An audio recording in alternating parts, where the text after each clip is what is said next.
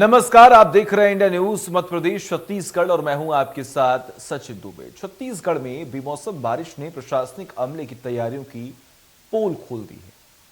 कई जिलों के धान खरीदी केंद्र पर दुर्व्यवस्था देखने को मिला। धान खरीदी केंद्रों पर रखने की पर्याप्त व्यवस्था न होने से सैकड़ों बोरा धान भीग गया।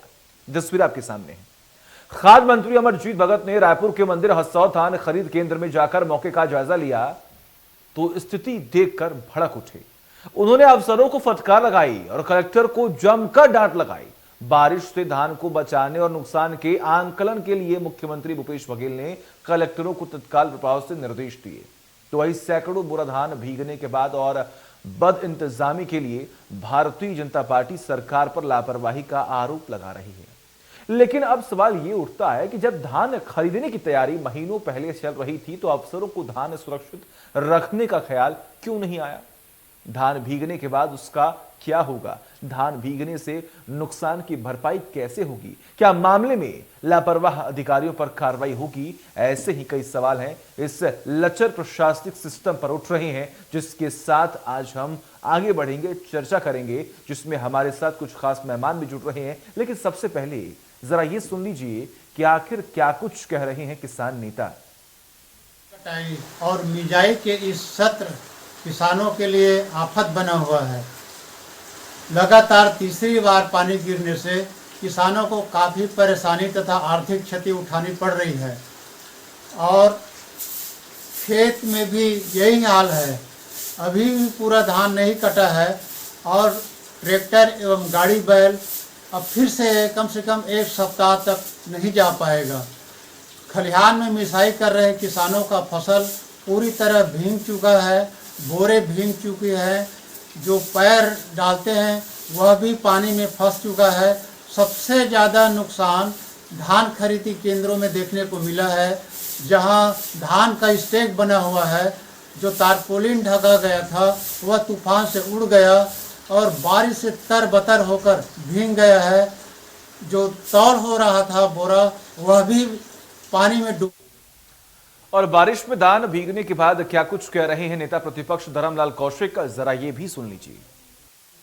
जो बारिश हुई है और 29 तारीख को, जिसमें रबी फसल के बहुत सारे फसल खराब हुए हैं, इसके साथ में किसानों के जो धान हैं वो भी खराब हुए हैं और जो सरकार के द्वारा धान खरीदी गई है उसमें कवर किया नहीं गया है और आने वाले समय में बहुत ख़राब होने की संभावना है, सड़ने की संभावना है।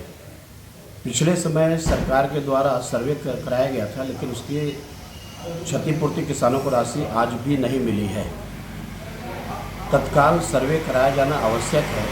रबी फसल जो खराब कितना हुए हैं उसका आकलन होना चाहिए और धान के जो खुले में पड़े हुए हैं उसके भी आकलन करने की आवश्यकता है। साथ ही उसकी भरपाई कैसे संभव हो, सरकार को तत्काल रिपोर्ट बनानी चाहिए और किसानों को भरपाई हो, जिससे किसानों को नुकसान ना पहुँचे।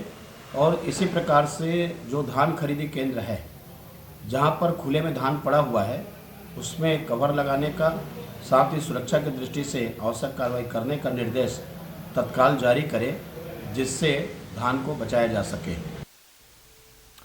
धान भीगने को लेकर क्या कुछ कह रहे हैं कांग्रेस संचार विभाग के अध्यक्ष सुशील आनंद, सुनिए। बेमौसम बारिश है, दैवीय आपदा है, इस पर किसी का जोर नहीं है।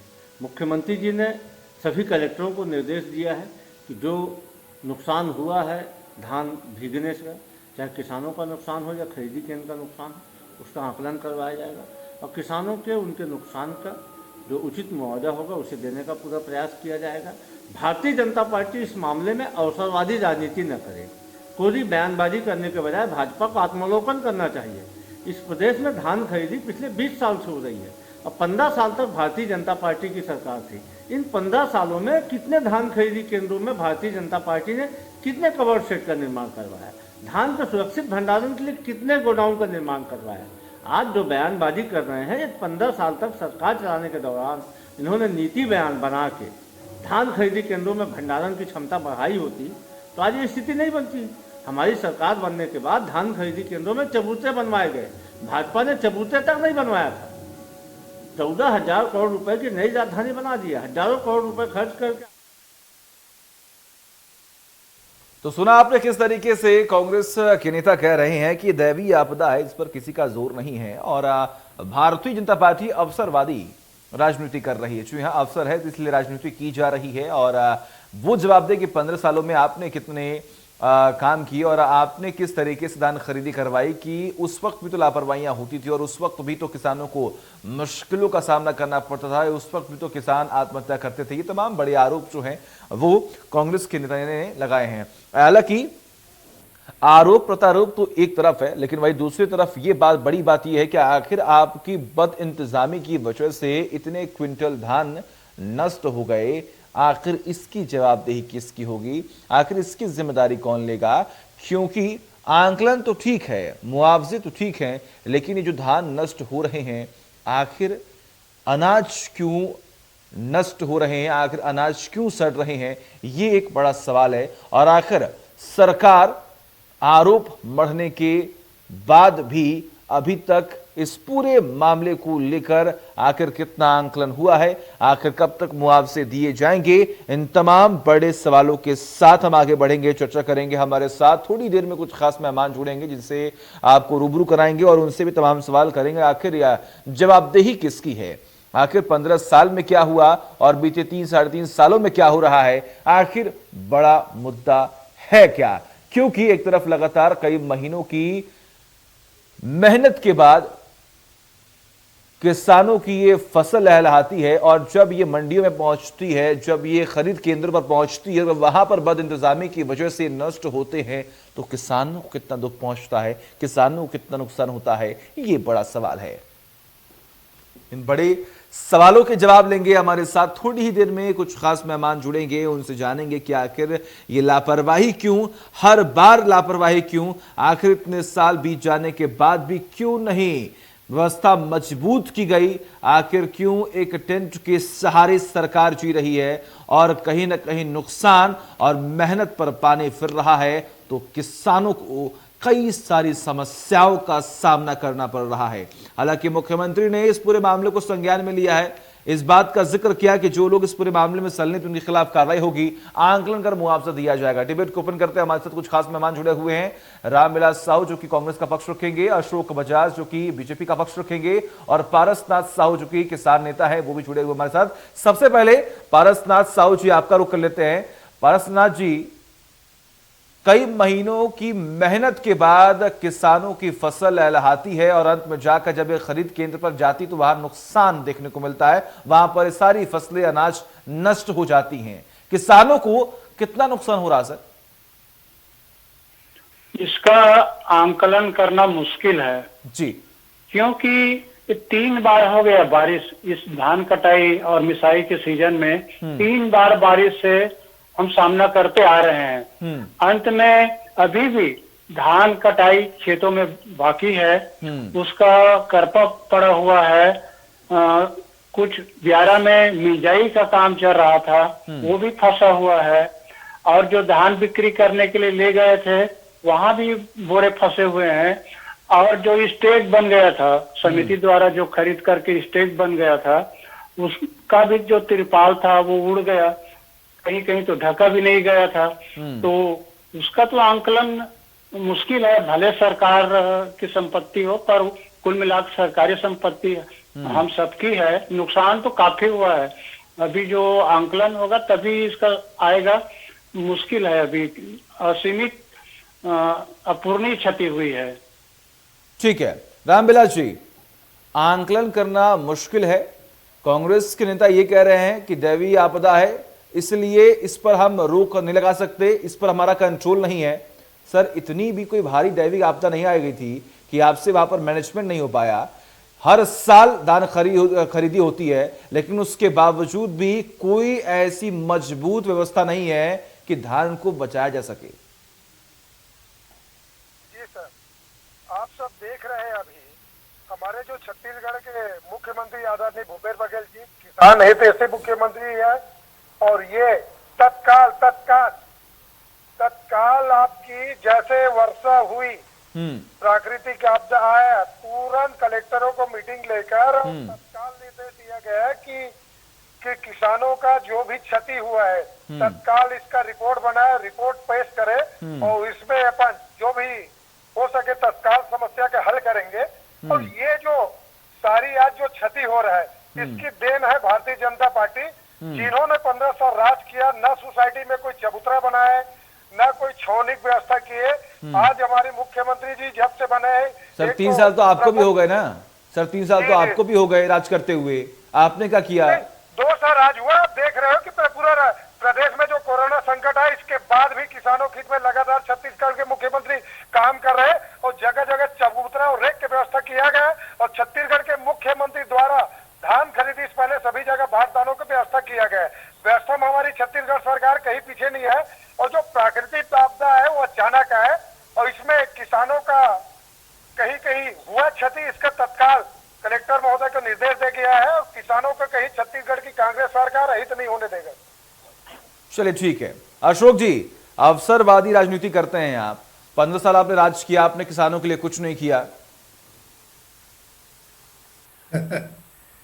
15 सालों में जो हुआ है ये 50 साल में नहीं कर पाएंगे कांग्रेस वाले। इतना काम हुआ है, चबूतरा बनाने की बात कर रहे हैं ना, भारतीय जनता पार्टी के सरकार में चबूतरा बनाने की काम की शुरुआत हुई और आज जो चबूतरे बन रहे हैं वो मनरेगा में बनाने का प्रावधान भारतीय जनता पार्टी ने कराया। केंद्र सरकार का ये की योजना है, उसके अंतर्गत बन रहा है।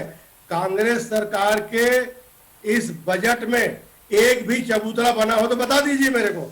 ये भारतीय जनता पार्टी सरकार, केंद्र सरकार पैसा दे रही है, चबूतरा बना रहे हैं और आज बात हो रही है केप कवर की। कांग्रेस सरकार की आप अपनी जिम्मेदारी से नहीं बच सकते। कांग्रेस साधन संसाधन उसको बेचने का काम कर रहे हो, कांग्रेस सरकार की उपलब्धि है। रामविलास जी, पहली बात तो ये जब आपका समय हो तब आप बोले। पहली बात तो ये सर, जब आपका समय हो तब बोले और आप यहाँ पर बैठ कर हंस रहे हैं। इतनी बड़ी लापरवाही हुई है, इतना नुकसान हुआ है और आप यहाँ पर बैठ कर हंस रहे हैं सर। जब आपकी बारी आएगी तब आप बोलिए, सरकार आपकी जवाबदेही आपकी बनती है। आज जो किसानों का नुकसान हो रहा है, चाहे सरकारी संपत्ति का नुकसान हो रहा है, इसके लिए जिम्मेदारी किसी न किसी को लेनी पड़ेगी। कौन है? ये पिछली सरकार को, ये तो कांग्रेस के दिमाग में आज भी है कि डॉक्टर रमन सिंह मुख्यमंत्री है, भारतीय जनता पार्टी की सरकार है, उसी भाषा में ये लोग बात करते हैं।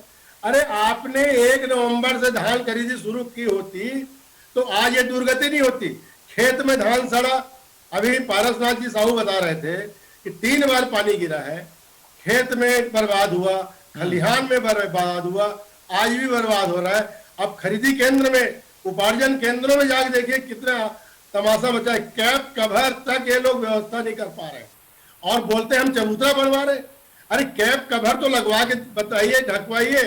आपको हर साल मालूम है कि दिसंबर के अंतिम पखवाड़े में पानी गिरता है, इस प्रकार की बारिश होती है। कोई पहली बार ऐसा हो रहा है, ऐसा नहीं है। आप 3 साल से सत्ता में है, इसके पहले 2 साल 2.5 साल और सरकार चला चुके हैं।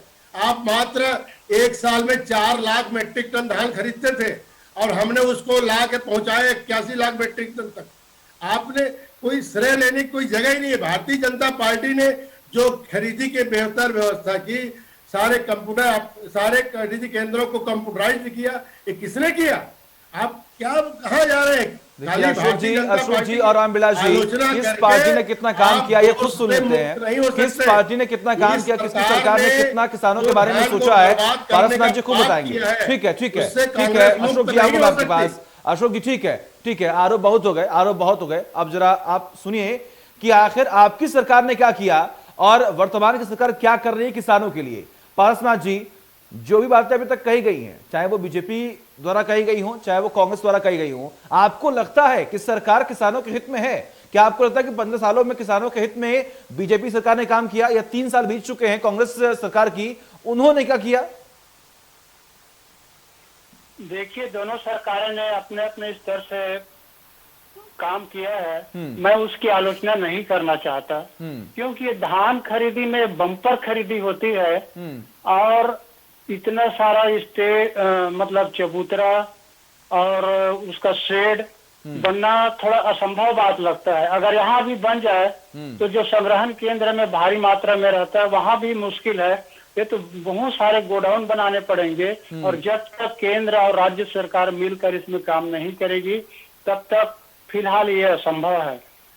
और इसमें आपस में आरोप प्रत्यारोप लगाने के बजाय किसानों के हित में दोनों सरकार को मिलकर काम करना चाहिए। हाँ, निश्चित रूप से कहूंगा कि राज्य सरकार जो है वो 2500 रुपये में धान खरीदी किया जा रहा है, वो तो काफी सराहनीय है। और रह गई बात कि ये जो व्यवस्था चल रही है ये अभी नाकाफी है। अब जैसे आएगी राहत या मुआवजा देने की बात तो केंद्र सरकार का जो प्रधानमंत्री फसल बीमा योजना है, चाहे राज्य सरकार का राजस्व परिपत्र 6/4 में जो मुआवजा देने का प्रावधान है, ये दोनों ही त्रुटिपूर्ण है। जो कुछ मिल जाता है खैरात के रूप में थोड़ा बहुत मिल जाता है, ये लंबे समय से हम झेलते आ रहे हैं और इसमें जब तक सुधार नहीं होगी तब तक किसानों को कोई विशेष राहत नहीं मिलने वाला है। ठीक है रामविलास जी, अभी तक एक भी गोडाउन नहीं बने हैं, गोडाउन नहीं है, जिसकी वजह से सारे अनाज जो है वो बाहर रखे जा रहे हैं खुले आसमान के नीचे। आखिर ऐसा क्यों सर? अभी आप देख रहे हैं कि हम लोग जब धान की रखने के पारी आता है तो केंद्र सरकार से हमने पिछले टाइम लगातार मांग की है कि हमारी जो धान है, राशन है, उनकी आप एफसीआई के गोदाम में रखने दिए जाए। उनका कहना यह है आपने 2500 रुपए किसानों को धान दिए, मतलब एक धान का कीमत दिया जा रहा है तो आपकी हम उसना चावल नहीं रखेंगे, कभी अरवा चावल नहीं रखेंगे, कभी लिमिट बांधते हैं। छत्तीसगढ़ के सरकार जो देखो पिछले टाइम 84 लाख मीट्रिक टन खरीदी का लक्ष्य था, उसमें भी पूरा किया। आज बढ़ाकर आज किसानों को अपनी कांग्रेस की सरकार ऊपर भरोसा हुआ। इस बार 1,05,000 मीट्रिक टन का खरीदी की व्यवस्था की, एक महीने में 50% खरीदी हो गए। और ये लोग बोलते हैं ना कि केंद्र सरकार की देन है, केंद्र सरकार की देन है भारतीय जनता पार्टी, तो केंद्र सरकार की देन है तो 15 साल में क्या कर रहे थे? बनाना था चबूतरा गोदाम 15 साल पहले बना लेते। आज जब कांग्रेस के गए छत्तीसगढ़ सरकार, जब आप चबूतरा बना रहे हैं, गोदाम बना रहे थे, बोलते केंद्र सरकार। उस समय भी तो केंद्र सरकार इनकी थे, तो कहाँ गए थे चबूतरा गोदाम? इन लोग तो क्या है, किसान हित में जीवन में कभी काम किया नहीं है। जब कांग्रेस सरकार कर रहे हैं और किसान कांग्रेस की सरकार के पक्षम है तो इन लोग को ये बर्दाश्त नहीं हो रहा है। अशोक जी, कथनी और करनी में फर्क होता हुआ दिखाई दे रहा है, ऐसा कह रहे हैं रामविलास जी।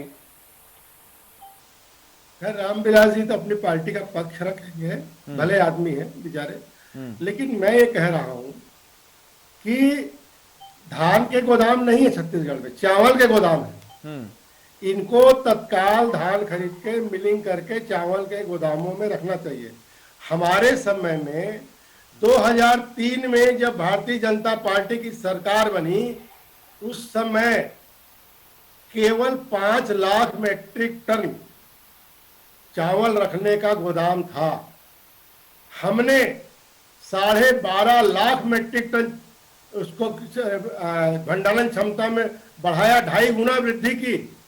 किसने किया? नए नए गोदाम चावल के किसने बनवाए? महासमुंद में देख लीजिए, आप बसना में चले जाइए, पिथौरा चले जाइए, धमतरी चले जाइए, राजनांदगांव चले जाइए, आप किसी भी कोने में चले जाइए, जगह जगह धान चावल के भंडारण केंद्र बनाए गए हैं। और जो अपना केंद्र का जो वेयर हाउसिंग कॉर्पोरेशन है उसके द्वारा भी भंडारण होता है। इसके अलावा निजी जो भंडारण केंद्र है उनको भी किराए पे लेके किया जाता है। ये सरकार चूंकि चावल का भंडारण सही कर नहीं पा रही है, बार बार एफसीआई को दोषी ठहरा रही है। इन लोगों को सिस्टम मालूम नहीं है कि ये जो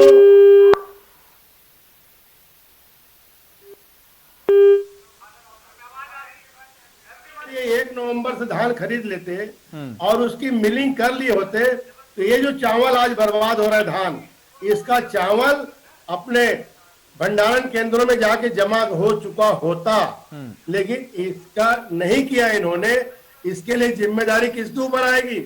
अभी जो उपार्जन केंद्रों में जो कर्मचारी काम कर रहे हैं उनके ऊपर एक जिम्मेदारी आएगी, वो बेचारे सर निलंबित देखिए, होंगे, जवाबदेही तो आपकी बनती है। होगी, 15 साल आपने वो राज किया, लेकिन आपने भी उनकी जो व्यवस्था नौकरी पर बात आएगी। की वो कहने का फेल लेकिन होती हुई दिखाई दे रही जिम्मेदार कौन है। है? रामविलास जी 3 इन्होंने साल 1 से हैं, दिसंबर वो भी से जो कर रहे हैं धान उसका भी खरीद असर शुरू देखने की। को नहीं मिल रहा है। रामविलास 1 जी, नवंबर से रामविलास धान जी, खरीद क्या आप शुरू ये करते, आश्वस्त करते ये हैं, समस्या क्या आप नहीं ये आती। आश्वस्त करते हैं कि जल्द से जल्द आकलन होगा और जो मुआवजे की राशि है वो जल्द से जल्द किसानों के अकाउंट में, अकाउंट उनके खाते में पहुंचेगी?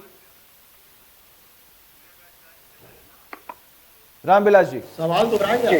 रामविलास जी, क्या आप ये आश्वस्त करते हैं कि जल्द से जल्द आकलन होगा और जो मुआवजे की राशि है वो किसानों के खातों में जल्दी पहुंचेगी? आप लगातार देख रहे हो, आपकी न्यूज के माध्यम से, समाचार माध्यम, आपकी जो हमारी किसान नेता पारसनाथ साहू जी ने बताया कि छत्तीसगढ़ के ऐसा सरकार है जो 2500 रुपए में धान खरीदी कर रहा है। और उसना और रवा चावल के संबंध में बताया जाता है अशोक जी, तो उसमें टाल मटोल के अन्य प्रदेश के बात कर रहे हैं। तो अन्य प्रदेश में धान का क्या रेट है, चाहे गुजरात हो, उड़ीसा हो, चाहे महाराष्ट्र है, 1000 रुपए, 1200, 1200 रुपए, यहाँ 2500 खरीदी हुए। जब उसमें चावल लेने की बात आता है, हम लोग केंद्र सरकार चिट्ठी लिखते हैं, भारतीय जनता पार्टी एक भी आपका विधायक सांसद उसना चावल लेने की बात नहीं। अन्य प्रदेश के उसना चावल लिया जा रहे थे, जबकि छत्तीसगढ़ में उसना चावल, उसना किस्म की धान की जो पैदावार ज्यादा है। सबसे बड़ी दिक्कत तो केंद्र सरकार अनेकों बाधा डाल रहे हो। भारतीय जनता पार्टी केंद्र सरकार के बारे में एक शब्द बोलना नहीं चाहते। और अभी आप जो बोल रहे हैं महोदय जी, आपके माध्यम से आपने हमारी छत्तीसगढ़ के मुख्यमंत्री के ये आदेश फरमान सुना होगा कि कलेक्टरों को तत्काल रातों रात ये किया गया, अलर्ट किया गया कि आप तत्काल किसानों को जो क्षति हो आकलन करिए और हमारी जो धान खरीदने में क्या व्यवस्था है। तो आज आप देखिए, आपकी ये मंत्री महोदय लोग, चाहे कृषि मंत्री हो, सभी मंत्री लोग अपनी अपनी क्षेत्र में निकल गए। ठीक है, आप सभी का बहुत बहुत शुक्रिया, आप सभी का बहुत बहुत शुक्रिया अपना कीमती वक्त देने के लिए। हम भी यही उम्मीद कर रहे हैं कि जल्दी किसानों की समस्याओं का समाधान होगा। एक ब्रेक।